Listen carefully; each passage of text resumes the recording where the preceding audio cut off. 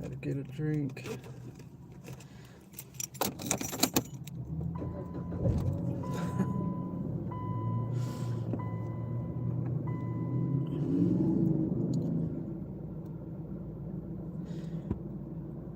It's still doing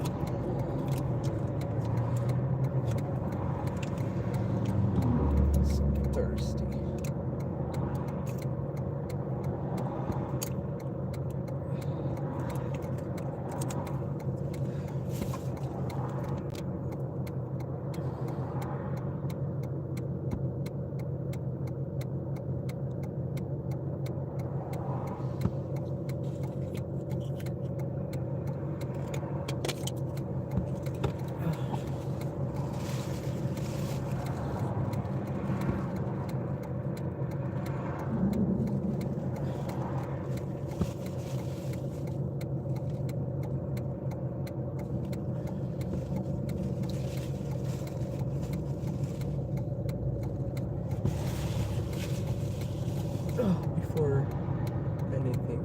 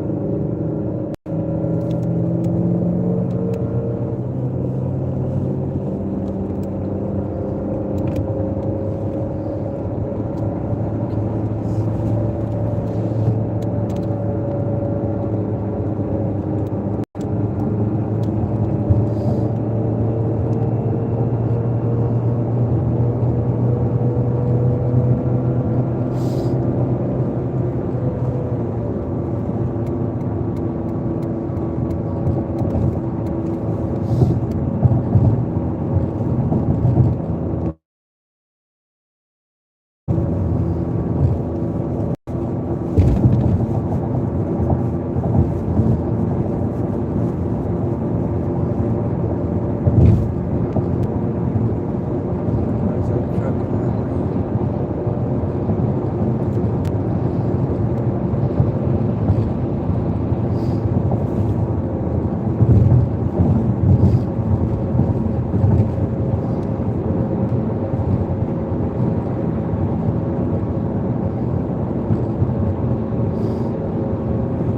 Oh, God.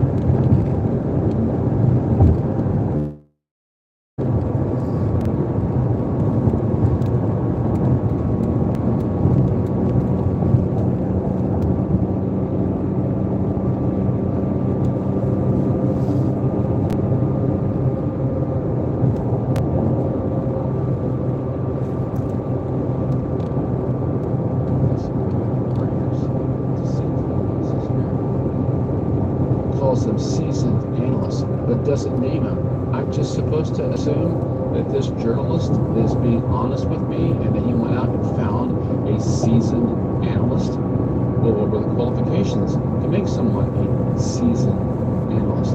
And still, like I said, nothing from the Air Force saying that these things are UFOs. It goes on, it says, one anonymous witness who submitted a report to Newport witnessed a baffling and potentially related event, a brief incursion on Doppler radar of what looked like a large rectangular UFO speeding nearby, estimated to be about half as big as Disney World, 20 miles long. The radar UFO was seen in the morning after. Boy. And then here's another quote from this Alejandro Rojas. I don't even know who this guy's supposed to be. These look very clearly to be military flares. Alejandro Rojas, an advisor to tech startup Enigma Labs. Okay, how do these guys make their money? Enigma Labs. Can someone tell me that? Because it's a startup. They're in New York. Wouldn't that be kind of expensive? How do you make money off this? I'd like to know. This sounds to me like a limited hangout. You catch and kill. You catch and kill stories about UFOs. And you get your name out there to the press, the Mockingbird media, who we know have been caught taking money from the government to spread propaganda. So you get your name out there, and all of a sudden, you are the go-to for debunking. This guy's going to give Nick Westerman for his money. The telltale signs, Rojas explained, are the lights being in a row and lighting up and disappearing in succession. Oh, really? But they're not falling, though, Mr. Rojas. They're not falling. In addition to the Grissom base to the north, Rojas noted several other U.S. Air Force bases surrounding Kokomo that may have been responsible for the late-night light show. Funny thing is, none of them are coming forward. Kokomo is around 50 miles away from Camp Fort Wayne Air National Guard base, he added. Wright-Patterson Air Force Base in Dayton is about 150 miles away. Or maybe these are the people coming stashed at Wright-Patterson. Wright-Patterson Air Force Base in Daytona is about 150 miles away. This could be from their location. Rojas, who served for many years as the official spokesman for the citizen-led Mutual UFO Network, MUFON. This is why I got bad feelings about MUFON sometimes. This connections like this, not only are they not sharing their stuff, it seems like they want to monetize UFO reports. Just the opposite of what needed for it. I would say if I had to do over again, even though my report, my up close report of UFO encounter I did contact MUFON because this is all I knew about. Looking back, I probably would have wrote it up on Newswork instead, just because they seem to be so much more fun. At least, and maybe that's because it's been 13 years ago or whatever now. But I'm not liking this at all. Not liking this at all. Rojas, who served for many years as the official spokesperson for the citizen-led Mutual UFO Network. I don't know, citizen-led, really? I mean, isn't that more like a for-profit company, really? Said he has personally witnessed and videotaped just how eerie military flares can look under the cover of darkness. Why is he flares? I really don't understand that. When we don't have anything else pointing to that. I in Phoenix area and they often drop those flares while doing exercise at the Barry Goldwater Range, he said. Sure enough, they're often mistaken for UFO. Sometimes the video from con. Listen, it's Indiana, okay? It's full of cornfields. The last thing that you want to be doing is just rain dropping flares off into those cornfields. You will have a giant inferno on your hands.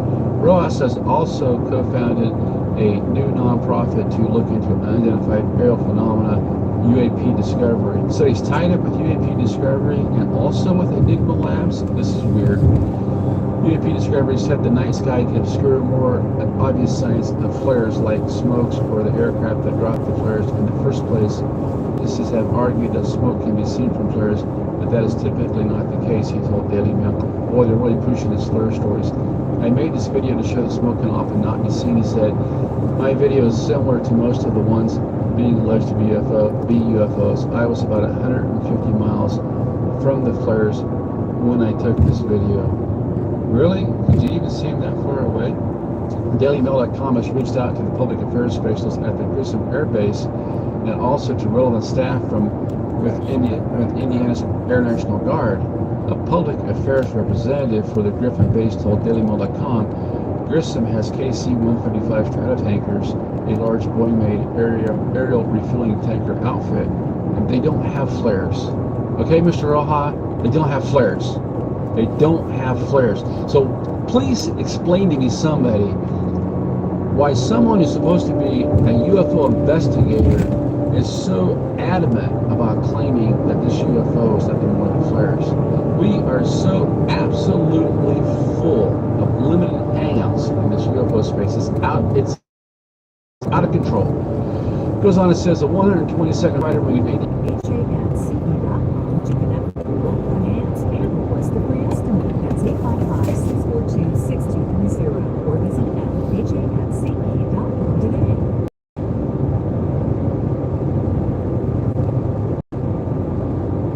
Hello and welcome to the program. Good morning.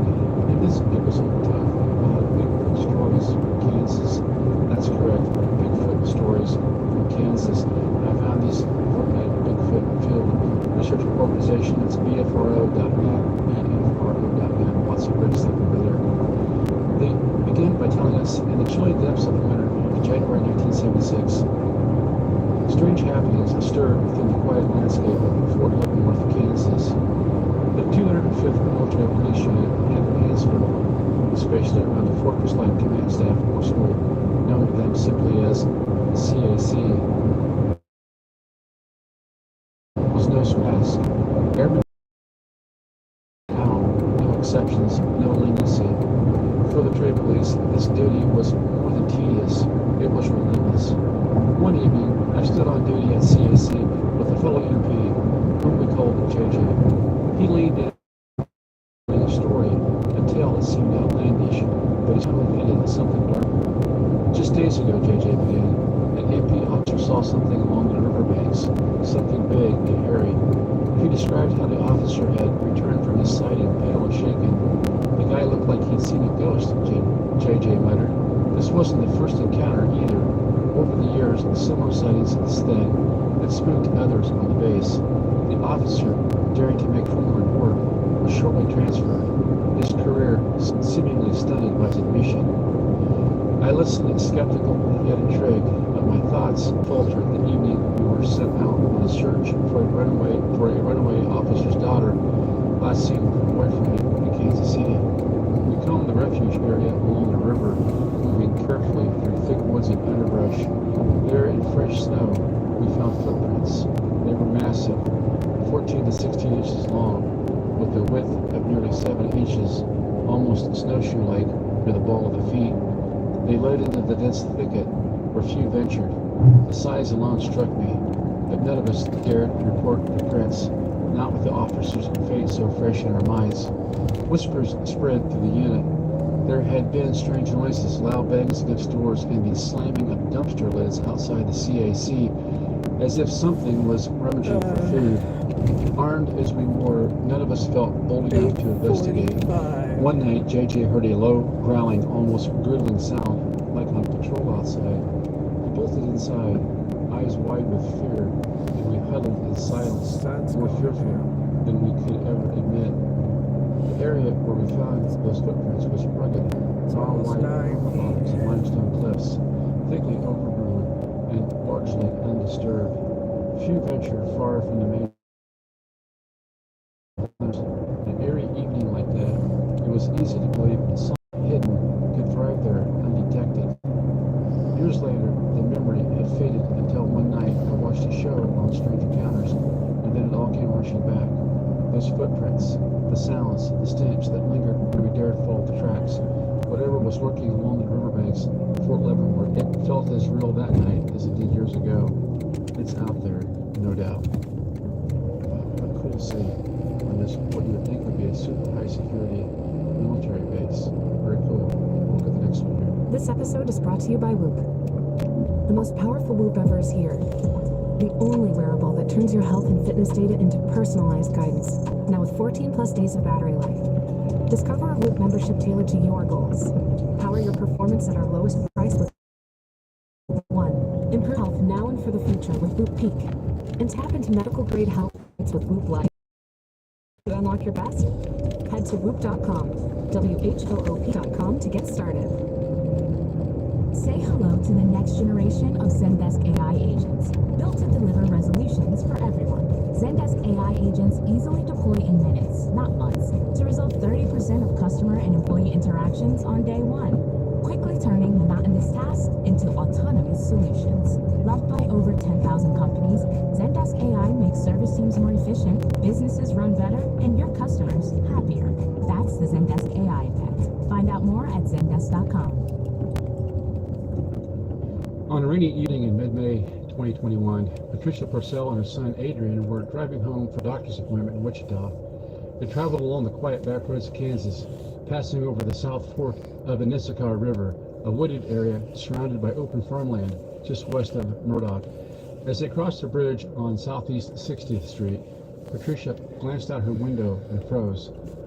There on the riverbank stood a large, reddish-brown figure, its shape unmistakably distinct from the green backdrop of the trees.